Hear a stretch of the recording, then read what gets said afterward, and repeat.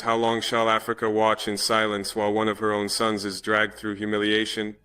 How long shall a people stand by while their brother is betrayed, mocked, and left to rot in detention? How long shall we pretend not to see that injustice has become a daily bread served on the table of power? I cannot keep quiet. I will not hold my tongue while Nnamdi KANU, a son of Nigeria, a son of Igboland, a son of Africa, languishes in chains. His crime?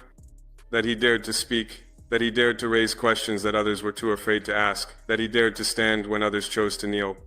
For this, he has been hunted, arrested in secrecy, dragged across borders like a common criminal, and thrown into the abyss of endless court delays. Tell me, is this justice or is this persecution? We all know the truth, yet too many of us pretend not to. Nnamdi KANU was not captured with a weapon in his hands. He was not a warlord, he was not a murderer, he was not a thief of public treasury. He was a man who chose the path of words, who picked up the microphone instead of the machete, who built his struggle on speeches, not on bullets. Yet see how he was treated, see how he was hunted, see how he was dragged like prey in the night. Even the manner of his arrest was clothed in secrecy, shrouded in questions that no authority has answered with honesty. If justice was the motive, why the shadows? If fairness was the goal, why the silence? Brothers and sisters, how long shall Africa watch in silence while one of her own sons is dragged through humiliation? How long shall a people stand by while their brother is betrayed, mocked, and left to rot in detention? How long shall we pretend not to see that injustice has become a daily bread served on the table of power? I cannot keep quiet. I will not hold my tongue while Nnamdi KANU, a son of Nigeria, a son of Igboland, a son of Africa, languishes in chains. His crime? That he dared to speak, that he dared to raise questions that others were too afraid to ask, that he dared to stand when others chose to kneel. For this, he has been hunted, arrested in secrecy, dragged across borders like a common criminal, and thrown into the abyss of endless court delays. Tell me, is this justice or is this persecution? I say this not to condemn the Igbo masses, no. The mothers in Aba who cry for their son, the traders in Onitsha who whisper prayers for his release, the students in Suka who carry his name in their hearts, they have not betrayed him. Their loyalty remains unbroken. But among the high tables of power, among the men and women who wear fine suits and speak polished English, betrayal has left its scar. And that scar will not heal until they remember that silence in the face of injustice is itself injustice. To the Nigerian government, hear me clearly. You have detained this man for years. You have dragged his case from one courtroom to another. You have turned justice into a performance where the ending is forever postponed. Every day that passes without a fair and speedy trial is not just a delay, it is a denial. Every postponement is a message to millions of Nigerians that their lives, their rights, their dignity can be toyed with. Is this the message you wish to send? That Nigeria is a land where justice is selective, where process bends to politics, where mercy has no seat at the table. Nigeria calls itself the giant of Africa. But what makes a giant truly great? Is it the size of its army? Is it the height of its buildings? Is it the oil that flows beneath its soil? No.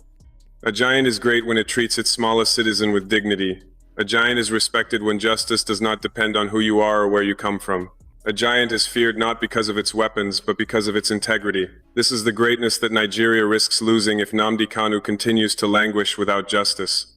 History has taught us this lesson before. When Nelson Mandela was thrown into prison, did it silence the call for freedom? No, it magnified it. When Kwame Nkrumah was overthrown and exiled, did it end the dream of independence? No, it spread it wider. When Patrice Lumumba was struck down, did it kill the vision of a free Congo? No, it planted it deep in the hearts of his people. So too, the imprisonment of Nnamdi KANU has not erased the grievances of his people. It has not ended the questions of marginalization. It has not silenced the cry for dignity. If anything, it has deepened them. Nigeria must ask itself a hard question. How long can a nation claim unity while one part of its body bleeds without care? Unity is not a slogan. Unity is not painted on flags. Unity is lived in the daily experience of justice, of fairness, of belonging. And I tell you now, without justice for Nnamdi KANU, without fairness for the Igbo nation, Nigeria's unity remains fragile, a shell waiting to crack. And I turn now to the Igbo people themselves. You are a people of strength, of resilience, of brilliance. Your hands have built cities, your minds have created wealth, your spirit has endured wars and hardship. You are too great to be divided. You are too wise to be fooled by the illusion that betrayal brings safety. If you betray one another, if you abandon your son today because his struggle is inconvenient, tomorrow it may be you who stands alone when the storm comes. Stand with him not because you must worship him, not because you must agree with every word he has spoken, but because justice demands it. Because history will ask you, when your brother was taken, did you stand or did you hide? To Africa and the world I say this, do not call this only an internal Nigerian affair. It is an African question. It is a human question. When one man is detained unjustly, it touches us all.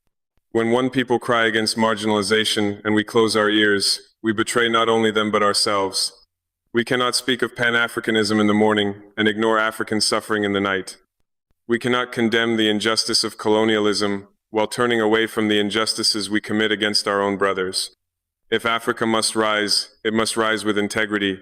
If Africa must be respected, it must first respect itself, and that begins with how we treat dissent, how we treat minorities, how we treat the voices that challenge us. I did not come here to light a fire of hate. I came here to pour oil on the lamp of truth so that it may shine brighter.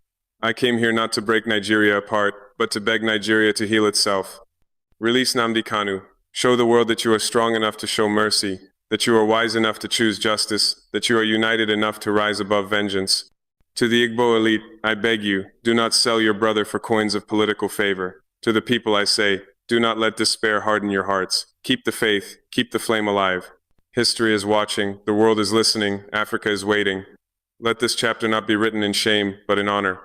Let the story of Nnamdi KANU not end as another tale of endless persecution, but as a turning point where Nigeria chose compassion over cruelty, justice over delay, unity over betrayal. The choice lies in your hands. The time is now, and may God guide us all toward courage, mercy, and justice.